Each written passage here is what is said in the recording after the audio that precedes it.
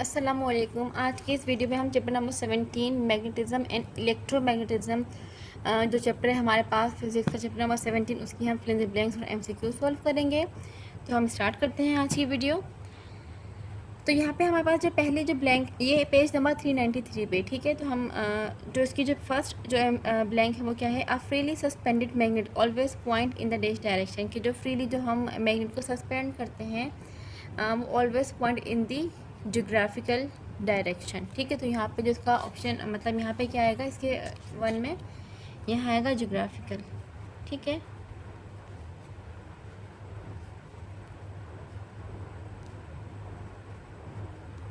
कि जो freely suspended magnet होता है वो always point in the geographical direction.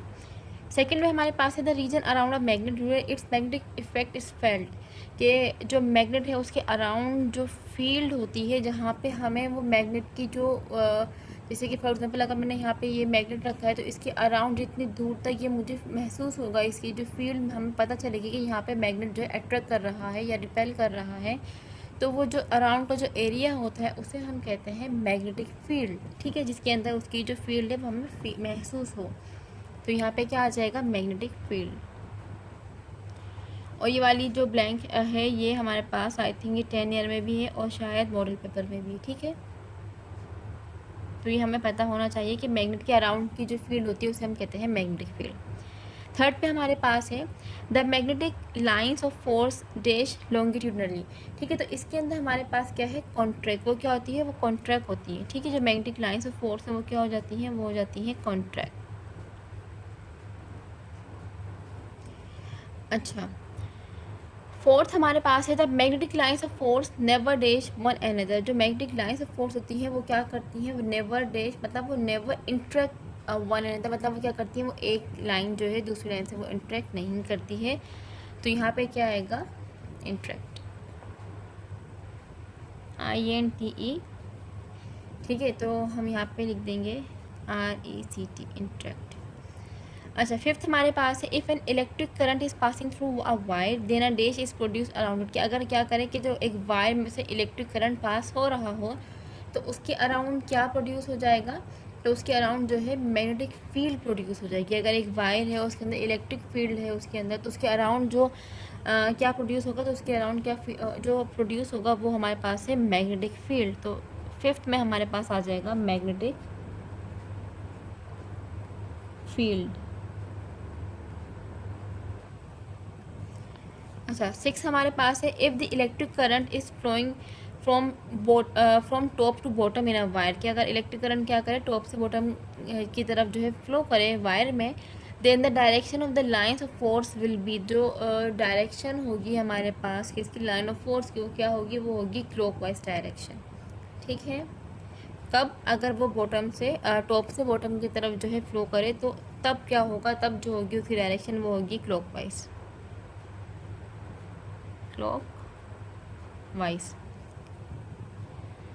Seventh में हमारे पास if the flow of current at any end of the coil is anti clockwise then this end will be a dash pole, कि मतलब जो current का जो फ्लो है वो क्या हो, वो एंटी क्लॉकवाइज हो, तो उसके जो एंड है मतलब वो क्या होगा, वो हमारे पास होगा एंड, उसका जो एंड होगा वो कहाँ पे होगा, वो होगा नॉर्थ पोल की तरफ। तो यहाँ पे हम लिखेंगे नॉर्थ पोल, NORTH, नॉर्थ पोल।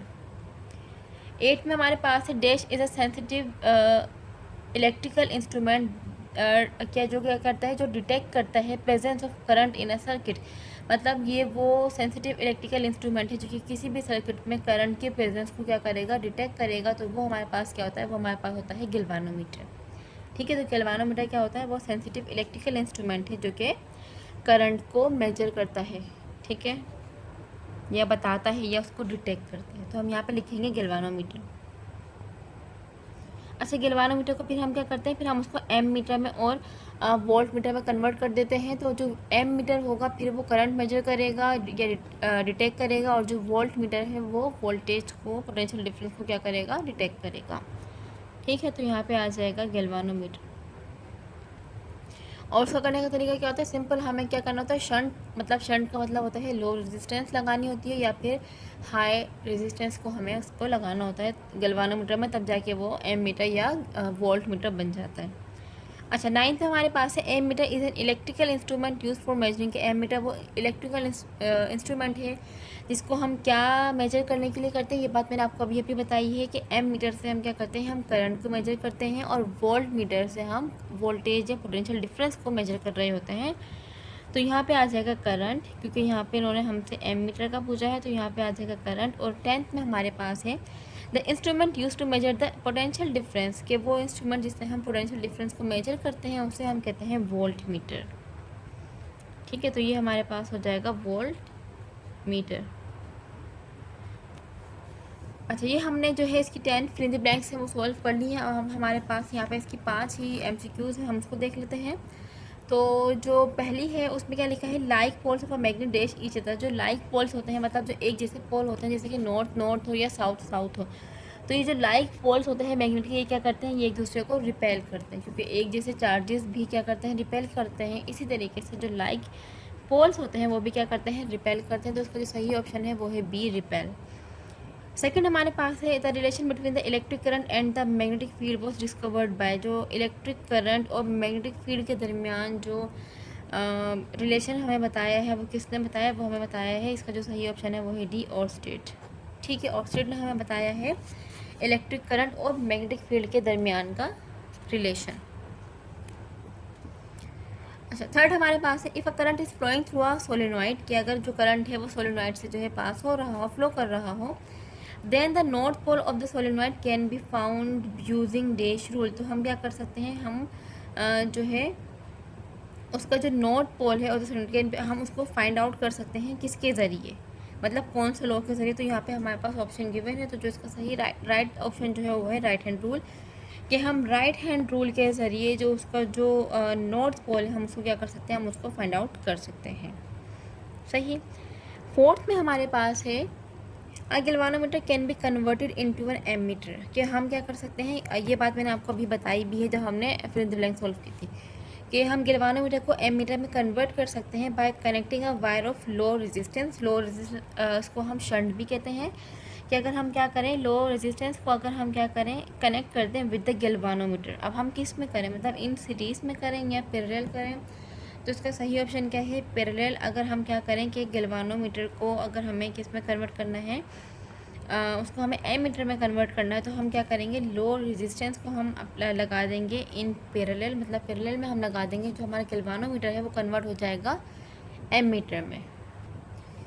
अच्छा, जो फिफ्थ हमारे पास MCQs है वो क्या है, to measure the current in a circuit and ammeter is always connected. क्या हमें क्या करना है, कि अगर हमें करंट मेजर करना है किसी भी सर्किट में, तो हमें जो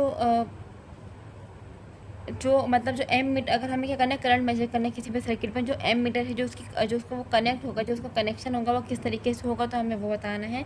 तो वो क्या होगा, वो सीरीज़ में होगा। ठीक है, किस में होगा, वो सीरीज़ में। तो हम यहाँ पे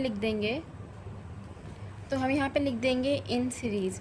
अच्छा, ये दो अलग अलग बातें हैं। अभी मैंने कहा कि गैल्वानोमीटर को अगर हम एमीटर में कन्वर्ट करेंगे या हम कन्वर्ट करना चाहते हैं, तो हम क्या करेंगे, जो लो रेजिस्टेंस है या जो शंट है हम उसको क्या करेंगे, हम उसको कनेक्ट करेंगे पैरेलल में। मतलब अगर हम गैल्वानोमीटर के पैरेलल में हम क्या लगा दें, हम लो रेजिस्टेंस लगा दें, तो क्या बन जाएगा, वो बन जाएगा एमीटर।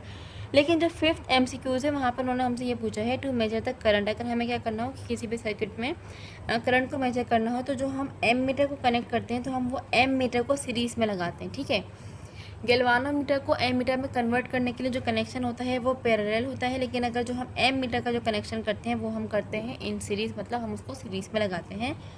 तो ये हमने चैप्टर नंबर 17 में जो है यही 10 MCQ जो इसकी फिल इन द ब्लैंक्स थे और 5 इसके MCQs थे वो हमने सॉल्व कर लिए हैं। अगर आपको इसमें मुझसे कुछ भी पूछना हो या कोई भी कन्फ्यूजन हो तो आप मुझसे पूछ सकते हैं। अल्लाह हाफ़िज़।